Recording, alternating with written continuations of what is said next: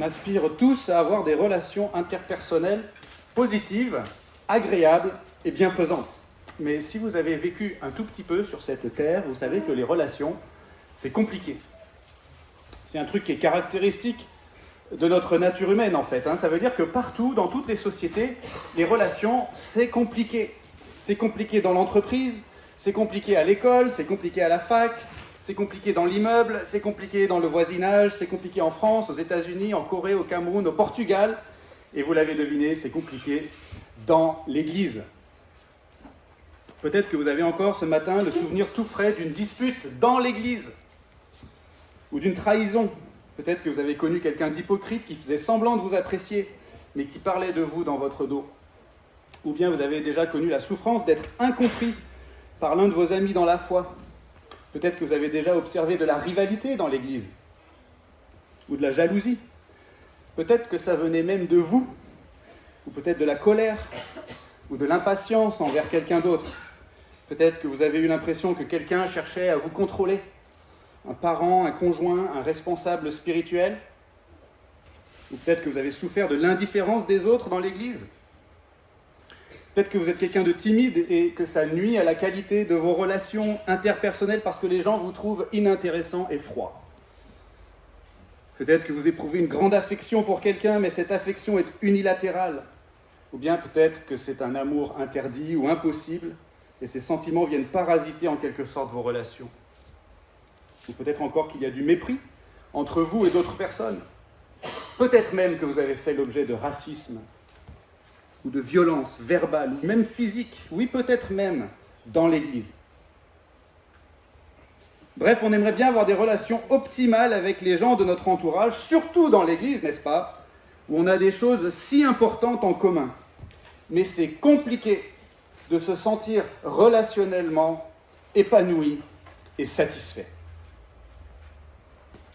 Alors je tiens à préciser que de mon point de vue, dans notre église, Lyon-Gerland, par la grâce de Dieu, je trouve qu'on a plutôt globalement de très très bonnes relations entre nous. Je suis très reconnaissant à Dieu pour ça, mais j'ai conscience qu'il y a aussi certainement des choses que je ne sais pas, des conflits parmi nous que je ne connais pas, des tensions, des frustrations, des gens qui ont du mal à s'intégrer, peut-être des gens qui n'arrivent pas à encadrer le pasteur. C'est possible, j'en sais rien. Parce que les relations, c'est compliqué. Qu'est-ce qui peut nous aider alors ? Est-ce qu'une meilleure organisation interne, ça pourrait nous aider ? Une petite formation au travail en équipe, un peu de team building, plus de temps passé ensemble, ou peut-être moins de temps passé ensemble, une communication aux petits oignons, une meilleure charte graphique, une super assistante administrative, ou un pasteur différent. Qu'est-ce qui pourrait nous aider ? Toutes ces choses, ça peut être bien, ça peut être intéressant, mais ce n'est pas ça qui va vraiment nous aider à optimiser nos relations, à les protéger et à cimenter notre unité. Qu'est-ce qui va nous aider alors ?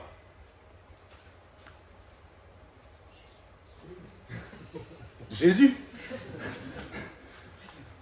Bien sûr, vous sauriez peut-être, mais si vous ne retenez que ça ce matin, j'aurais atteint mon but. Oui, Jésus est toujours ce qu'il y a de plus important pour nous en tant que chrétiens individuels et en tant que communauté de chrétiens. Jésus est ce qu'il y a de plus important pour vous, même si vous n'êtes pas encore un croyant. Et peut-être que ce matin, pour la première fois, vous allez comprendre pourquoi je dis ça. En tout cas, pour ce qui concerne notre aspiration à des relations entre nous qui soient épanouissantes et durables, le texte qu'on va lire dans un instant va nous montrer que pour obtenir ça dans l'Église, eh bien, il faut par-dessus tout le reste qu'on se laisse diriger par Jésus et par nul autre. On est dans le livre des Juges. On reprend là où on s'était arrêté la dernière fois. Je vous rappelle que les juges, ce sont des chefs que Dieu a envoyés au peuple d'Israël à une époque qui remonte à plus de 1000 ans avant Jésus-Christ. Et un de ces juges s'appelle Jephthé, et on va voir la suite et la fin de son histoire aujourd'hui. Pour rappeler un tout petit peu le contexte, Jephthé il vient de remporter une victoire écrasante contre les ennemis d'Israël, appelés les Ammonites, mais en même temps, il a pensé pouvoir marchander avec Dieu, et ça lui a coûté très très cher.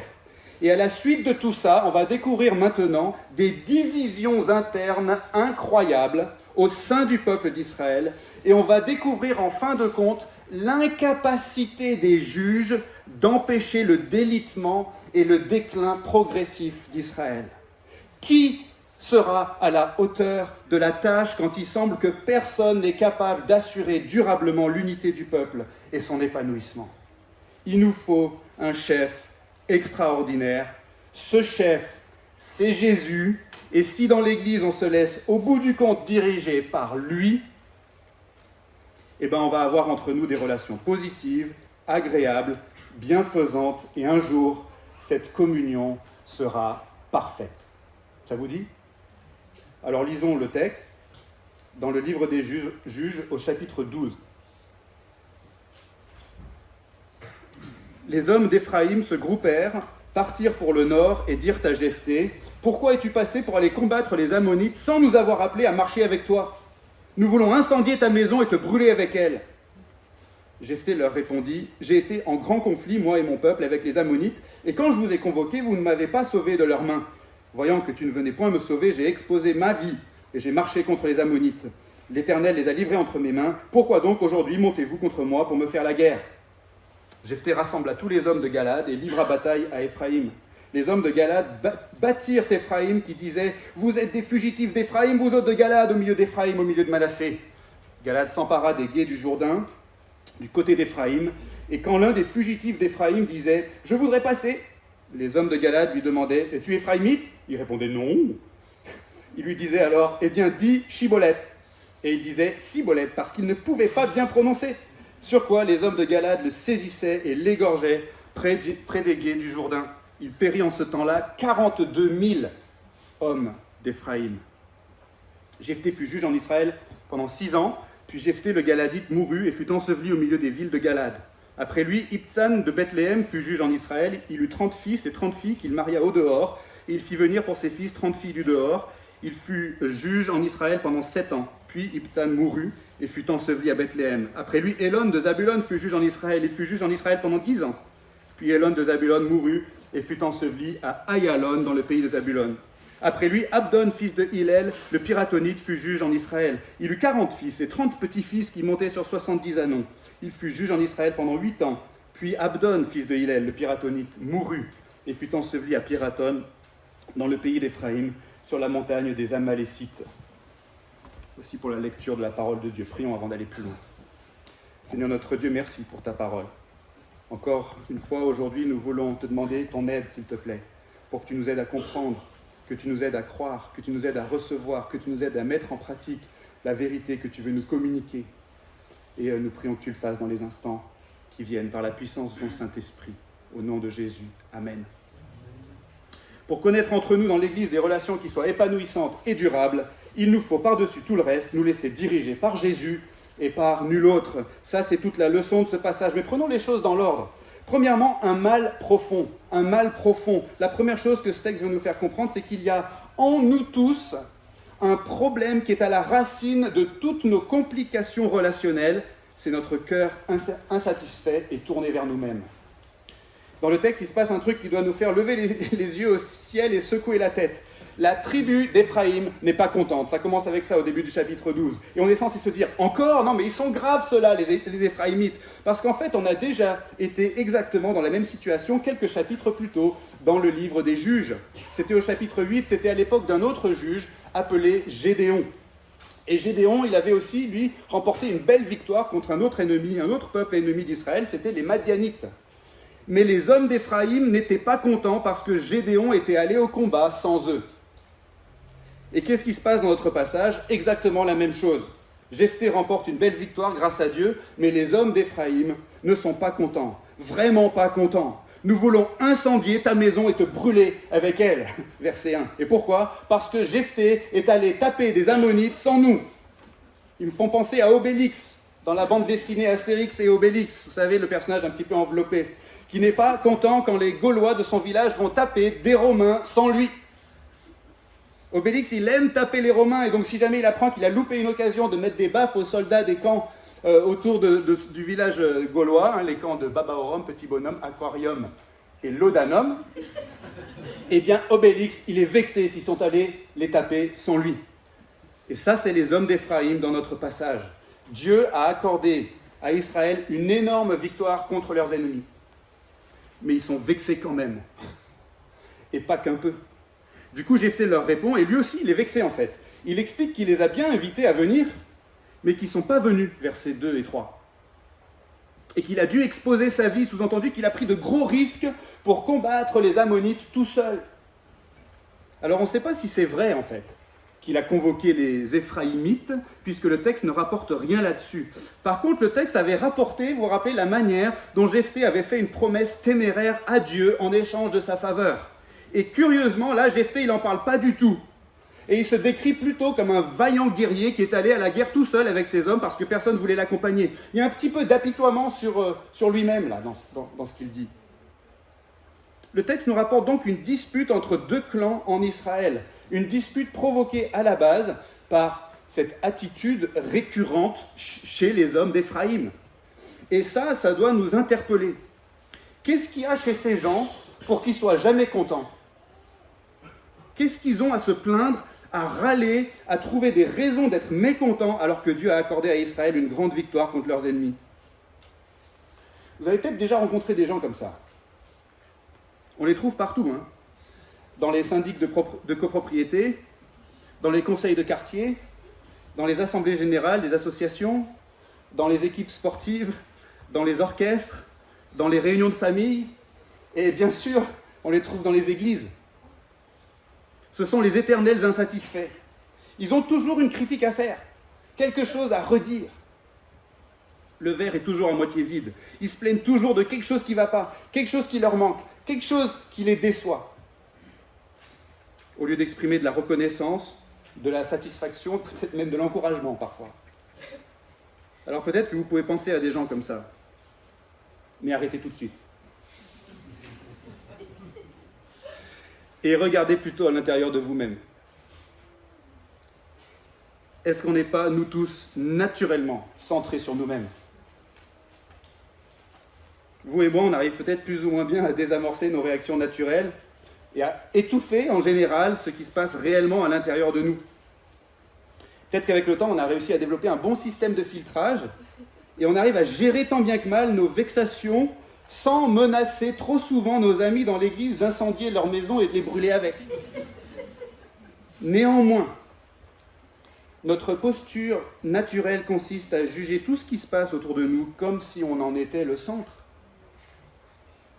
Et parce que notre cœur est naturellement insatisfait, on est rarement content de ce qui se passe autour de nous.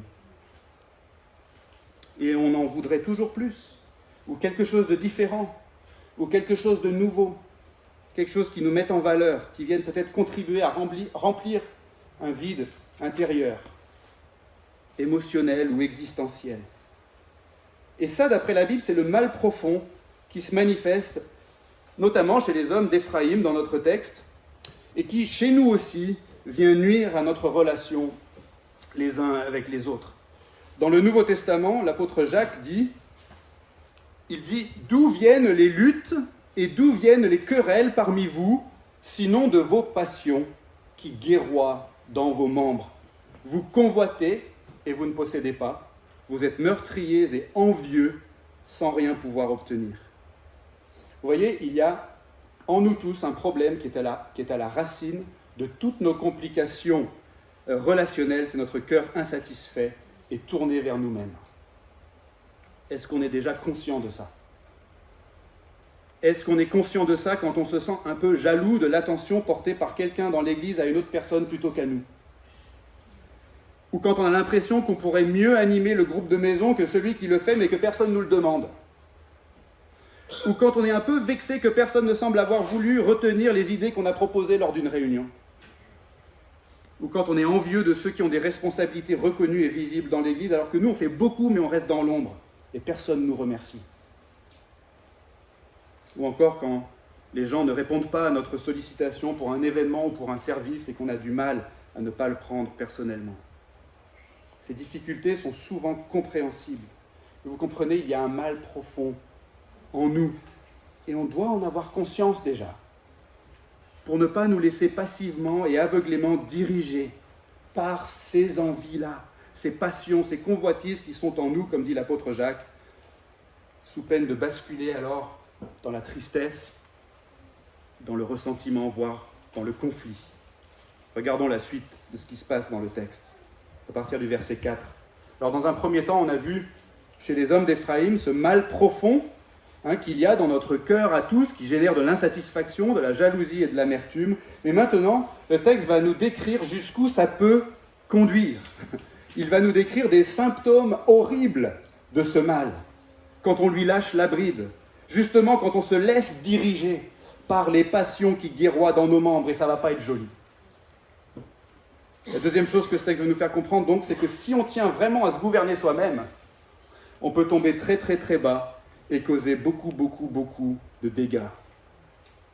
Regardez ce qui se passe. Jephthé répond aux reproches et aux menaces des hommes d'Éphraïm, et il répond comment, verset 4 ? En leur faisant la guerre. Alors on doit être frappé par ce qui se passe ici, parce qu'en fait il y a un contraste saisissant entre la gestion du conflit par Jephthé et la gestion du même conflit quelques chapitres plus tôt par Gédéon. Gédéon, si vous vous rappelez, au chapitre 8, il avait réussi à apaiser la colère des hommes d'Éphraïm et il s'était séparé en bons termes. Mais Jephthé, lui, on a l'impression au contraire qu'il démarre au quart de tour. Il répond aux menaces de la tribu d'Éphraïm par une grande violence. Alors il faut vraiment être choqué, ici par la virulence du conflit. Le texte nous dit que les gens d'Éphraïm insultent les gens de Galade sur la base de leur origine ethnique. Vous êtes des fugitifs d'Éphraïm, vous autres de Galade, verset 4. Alors pour bien comprendre ce qui se passe ici, il faut comprendre que les gens de Galade et les gens d'Éphraïm et de Manassé sont des cousins très proches. En fait, ils sont tous issus de la lignée de Joseph, le patriarche, un des 12 fils de Jacob. Dans le grand arbre généalogique d'Israël, ils sont plutôt rapprochés, ces clans. Donc les gens d'Éphraïm ont vraiment une grande haine pour des gens très proches. Et c'est vrai que souvent, on est jaloux des gens les plus proches de nous, non ? On a plus souvent des conflits avec les gens qui nous sont les plus proches. Conjoints, parents, enfants, coéquipiers, collègues. Quand deux frères se vouent une haine meurtrière, c'est particulièrement choquant et bouleversant même, par rapport à d'autres types de conflits, n'est-ce pas ? On est censé être choqué ici aussi dans le texte. D'autant plus que cette haine est vraiment réciproque entre les gens d'Éphraïm et les gens de Galade. Et il y a une véritable escalade dans la haine et la violence d'après le texte. Parce que les gens de Galade vont non seulement battre les gens d'Éphraïm à la guerre, ils vont non seulement conquérir une partie de leur territoire et l'occuper, mais en plus ils vont traquer très intentionnellement les Éphraïmites pour les éliminer. Encore une fois, on est censé secouer la tête. Ces gens sont si proches, si semblables, que c'est sur la prononciation d'une consonne qu'on peut les distinguer. Et c'est sur la prononciation d'une consonne qu'on va décider de leur vie ou de leur mort. Vous imaginez ? C'est comme si dans l'église Lyon-Gerland, on avait la haine des Clermontois. Et donc, on donnerait des consignes à notre équipe d'accueil de surtout pas laisser entrer les Clermontois. Mais comment les reconnaître ? Ils nous ressemblent à tout point de vue. Ils ont des bras, des jambes, des yeux, des cheveux. Demandez aux gens à l'entrée de dire « Je voudrais du lait frais ». Et si la personne dit « Je voudrais du lait frais », c'est sûrement un Clermontois, alors quick. Alors, heureusement, si ça vous inquiète, je peux vous donner le nom d'un ou deux orthophonistes qui fréquentent notre église. Ce qui aurait pu être d'une grande utilité, n'est-ce pas, pour les Éphraïmites. Et vous comprenez ? On est censé être assez éberlué par la détermination des gens de Galade à traquer les gens d'Éphraïm, qui sont leurs cousins proches, et à attraper même des fugitifs, c'est quand même des gens qui s'enfuient, pour les assassiner. Et le texte nous dit qu'il périt en ce temps-là 42 000 hommes d'Éphraïm, au verset 6. Il ne faut pas passer trop vite sur cette précision. La pire catastrophe fratricide qu'on a eue jusqu'ici dans le livre des Juges, c'était sous la conduite d'Abimélec, le méchant fils de Gédéon, qui s'était rendu responsable de la mort de 1000 personnes environ à Sichem, des gens de la tribu de Manassé. et maintenant 42 000, sous la conduite de Jephthé, un des juges. Et à cause de quoi? À cause d'une dispute stupide. Et les Galadites vont être si intransigeants et impitoyables que leur haine va se cristalliser sur un tout petit détail. La prononciation d'un mot qui n'est même pas très courant en hébreu. Parce qu'à part ça, ils ne pourraient même pas distinguer un Éphraïmite d'un Galadite. C'est dire à quel point le conflit a dégénéré. Vous comprenez? C'est ça que le texte veut nous faire comprendre. Le texte nous décrit les symptômes horribles de ce mal profond qu'il y a en nous, ce cœur égocentrique, insatisfait, susceptible, rempli de passion au sens péjoratif et enclin à la colère. Si on tient vraiment à se gouverner soi-même, on peut tomber très très très bas et causer beaucoup de dégâts. Ça aussi, on doit le reconnaître. On doit le reconnaître quand on est déçu dans nos relations avec les autres, notamment dans l'Église, quand on est un peu frustré, un peu agacé, un peu vexé, un peu jaloux, un peu envieux. Jusqu'où est-ce que notre cœur susceptible peut nous conduire? Il peut nous conduire très loin si on se fie à lui. Il peut nous conduire à la médisance, à la duplicité, à la colère, au conflit, à l'esprit de parti, à la calomnie, à la division. Des toutes petites choses peuvent devenir des montagnes infranchissables dans nos relations. De tout petits détails peuvent devenir des scandales insupportables. Une petite différence d'opinion sur un sujet politique, une différence de goût par rapport au style de musique dans la louange, la manière d'organiser certains services dans l'Église comme l'enfance ou la logistique ou l'entraide, des différences sur la manière d'élever nos enfants, le fait d'employer ou non des mots comme malaisant, deadline, random, bankable, challengeant, qui sont absolument scandaleux à mes oreilles. Bref, on a tous nos chibolettes. On a tous nos chibolettes, ou vous préférez peut-être vos cibolettes, qui sont nos critères d'approbation des gens autour de nous. Mais ça, en fait, c'est pas bien. Parce que ça procède de notre cœur tourné vers nous-mêmes. Et si on se laisse diriger par ça, ça peut provoquer bien des dégâts dans nos relations, notamment dans le cadre de l'Église. Qu'est-ce qui peut nous aider à la place? Regardons la suite du texte. Et avant de voir ce qui peut nous aider, voyons déjà ce qui ne peut pas nous aider. Troisièmement, un remède inadéquat.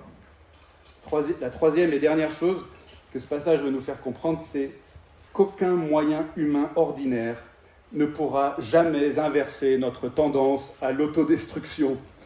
On a bien plutôt besoin d'une intervention extraordinaire. Regardez ce qui se passe dans le texte à partir du verset 7. On a la conclusion de l'histoire de Jephthé, et ensuite une énumération de 3 autres juges qui sont venus après lui. Ibtsan de Bethléem, Élon de Zabulon et Abdon le Piratonite. Ce qui est intéressant à remarquer, c'est la manière dont le texte juxtapose certains détails sur ces 4 juges, en comptant Jephthé, des détails qui doivent nous frapper. Premièrement, la diversité de leurs origines. On a ici, en fait, dans le livre des juges, les 8e, 9e, 10e et 11e juges, sur un total de 12, qui sont mentionnés donc dans le livre des juges. Et si on récapitule, tous ces juges, en fait, sont issus d'une grande diversité de régions géographiques en Israël et même de tribus différentes en Israël. Ça, c'est la première chose. Deuxièmement, le temps pendant lequel ces juges ont exercé leurs fonctions en Israël est court dans notre passage. Il est court ce temps par rapport à ce qu'il y a eu précédemment dans le livre des juges. Ici, on a 6 ans, 7 ans, 10 ans et 8 ans. Mais avant Jephthé, on avait eu Tola, 23 ans. Yaïr, 22 ans. Avant ça, on avait eu des précisions comme pour Othniel ou pour Déborah, le pays fut tranquille pendant 40 ans. Ou pour Éhoud, le pays fut tranquille pendant 80 ans. Mais là, rien n'est dit sur la tranquillité du pays, mais on a des juges qui ne restent pas très longtemps. Troisièmement, le texte répète comme un refrain, « Jephthé mourut et fut enseveli. Ibtsan mourut et fut enseveli. Élon mourut et fut enseveli. Abdon mourut et fut enseveli. » Je ne sais pas si vous voyez ce qui est en train de se passer. L'auteur est en train de nous souligner l'insuffisance des juges pour inverser le déclin et le délitement d'Israël. Si vous avez suivi cette série de messages sur le livre des Juges, vous avez peut-être été frappé de voir comment la situation dégénère, en fait, progressivement au fil de l'histoire. L'idolâtrie des Israélites empire, leur infidélité à l'Éternel empire, leurs divisions internes empire, les juges que Dieu leur envoie sont de moins en moins bons. Et maintenant, on voit que le système lui-même des juges est de plus en plus fragile et instable. Et c'est possible qu'en nous donnant des précisions sur le nombre d'enfants qu'avaient certains juges, dans notre passage, l'auteur veut dresser un contraste en fait entre la prospérité et la puissance apparente de certains juges selon des critères humains et l'insuffisance en fait de leur rôle pour vraiment corriger les problèmes du peuple d'Israël. En gros, qu'est-ce qu'on voit dans ces versets ? On a eu des chefs qui avaient l'air impressionnants, on a essayé des chefs qui venaient d'un peu partout, mais finalement on arrive à les garder de moins en moins longtemps, et ils finissent tous par disparaître de toute façon, et personne n'a réussi à inverser la tendance du peuple à s'autodétruire.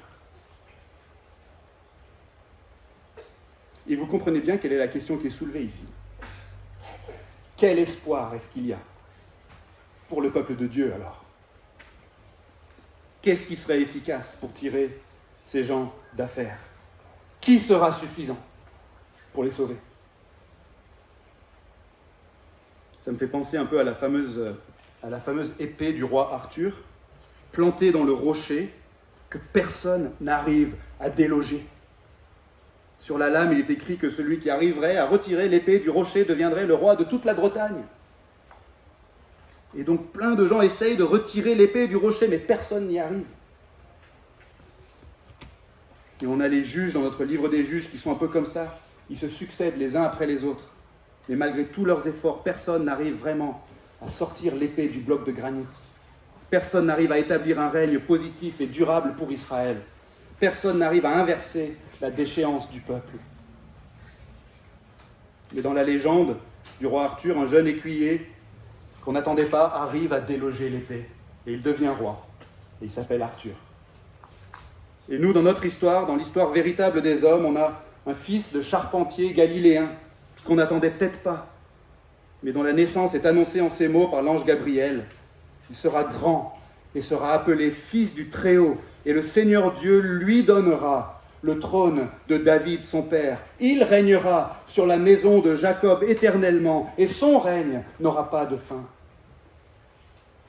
Après sa naissance, Jésus a grandi, et il était revêtu de l'Esprit de l'Éternel. Il a vécu une vie d'obéissance parfaite à Dieu sans jamais pécher, et il s'est présenté à la croix pour s'offrir volontairement en sacrifice, pour une raison très simple. Il a voulu détourner sur lui-même la peine des péchés de son peuple. Il a voulu porter sur lui-même le mal profond qu'il y avait dans notre cœur, et en régler le prix, pour délivrer de cette manière les croyants de la punition qu'on méritait de la part de Dieu à cause de ce mal qui était en nous et qui nous détruisait et qui détruisait les autres. Mais ce qu'il y a, c'est que Jésus n'est pas simplement mort pour expier nos péchés, il est aussi ressuscité le 3e jour pour triompher de la puissance du péché. Par sa mort et sa résurrection, Jésus a vaincu tous les ennemis de Dieu et des croyants. Et si on a la foi en lui, si on se repose en lui, eh bien tous les bienfaits de la mort et de la résurrection de Jésus nous sont communiqués. Ça veut dire que si on est croyant ce matin, si on est croyant, le péché n'a plus de pouvoir de condamnation sur nous, et il n'a plus de pouvoir de contrôle sur nous, et il n'a plus le pouvoir de la mort même sur nous. Par sa mort, sa résurrection et son ascension auprès du Père, Jésus, le Fils de Dieu, a établi son règne, un règne parfait, un règne éternel au profit de son peuple, c'est-à-dire de tous les croyants. Et c'est comme ça, en fait, que Jésus, si j'ose dire, a délogé l'épée du rocher, l'épée qu'aucun autre juge ou chef en Israël n'a réussi à déloger. Et Jésus est devenu roi non seulement de toute la Bretagne, mais de tout l'univers, en fait. Et il a été donné pour chef suprême à l'Église chrétienne. Jephthé fut juge en Israël pendant 6 ans, mais le règne de Jésus est éternel. Jephthé le Galadite mourut et fut enseveli au milieu des villes de Galade. Mais Jésus mourut, fut enseveli, Et le troisième jour, il est ressuscité des morts, il est monté au ciel, il siège à la droite de Dieu, le Père Tout-Puissant, et il viendra de là pour juger les vivants et les morts. Aucun moyen humain ordinaire ne pourra jamais inverser notre tendance à l'autodestruction. On a bien plutôt besoin d'une intervention extraordinaire. Les Israélites qui lisent ce texte avec un peu de recul et de lucidité dans les siècles qui ont suivi, les Israélites qui lisent leur propre histoire, ils pouvaient le comprendre ça, s'ils étaient attentifs. Ils avaient besoin d'une intervention extraordinaire. Et cette intervention extraordinaire est arrivée lorsque les temps furent accomplis, lorsque Dieu a envoyé son Fils Jésus-Christ tout accomplir, pour que tous ceux qui se confient en lui reçoivent par sa grâce, par le moyen de la foi, le pardon des péchés et l'assurance de la vie éternelle. Autrement dit, pour qu'ils reçoivent l'inversion de leur déchéance. Et c'est pour ça que même si vous êtes venu au culte ce matin sans être un croyant, eh bien Jésus est quand même ce qu'il y a de plus important pour vous. Et je vous exhorte de tout cœur à vous intéresser à Jésus, à le connaître, à apprendre à le connaître à travers les textes de la Bible et à travers le témoignage de vos amis chrétiens.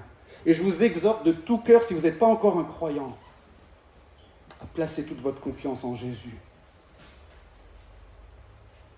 Jésus est toujours ce qu'il y a de plus important.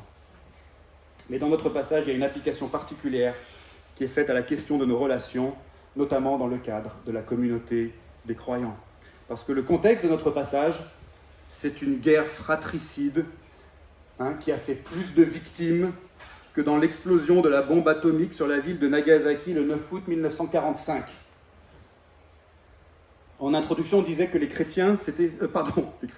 relations, c'était compliqué. Oui, les chrétiens aussi, c'est compliqué.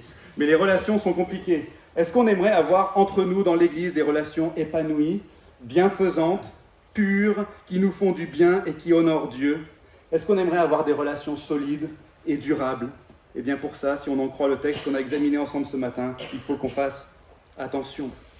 Faisons un peu d'introspection pour reconnaître à l'intérieur de nous-mêmes nos tendances égocentriques, nos passions et nos envies, notre orgueil et notre susceptibilité, notre jalousie, nos sentiments désordonnés, nos désirs affectifs. Vous savez, c'est un travail difficile à faire sur soi-même, mais nécessaire. Est-ce que vous prenez le temps de bien vous connaître? Est-ce que vous arrivez à identifier à l'intérieur de vous ce que l'apôtre Paul appelle la loi du péché qui est dans vos membres et qui lutte contre la loi de votre intelligence? C'est important, même dans vos temps de prière, de faire cette introspection à la lumière des Saintes Écritures pour apprendre déjà à mettre les bons mots sur ce que vous vivez et ce que vous ressentez. Soyons ultra vigilants aussi sur la manière dont nous pouvons parfois faire des fixations sur des petites contrariétés. La Bible dit que l'amour couvre une multitude de péchés. L'amour ne médite pas le mal ou ne soupçonne pas le mal selon certaines traductions. Si notre foi est en Jésus, nous devrions reconnaître que Dieu lui-même nous a pardonné des choses absolument horribles à ses yeux. Vous savez, notre péché est tellement infect au regard de la pureté, de la sainteté et de la justice de Dieu. Mais Dieu a pris ça sur lui par Jésus-Christ. Par conséquent, nous, on peut quand même se faire grâce un peu, non, les uns aux autres.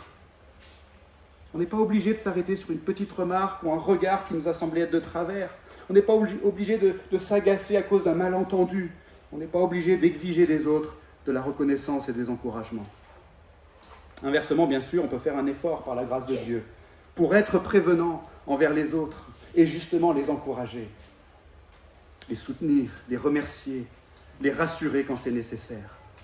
On peut faire attention à respecter les autres et à leur parler avec gentillesse, avec patience, avec humilité, parce que Jésus lui-même, notre Seigneur et Sauveur, est doux et humble de cœur. Et pour réaliser tout ça, justement, on a besoin d'avoir une piété personnelle et une piété d'église perpétuellement centrée sur Jésus-Christ.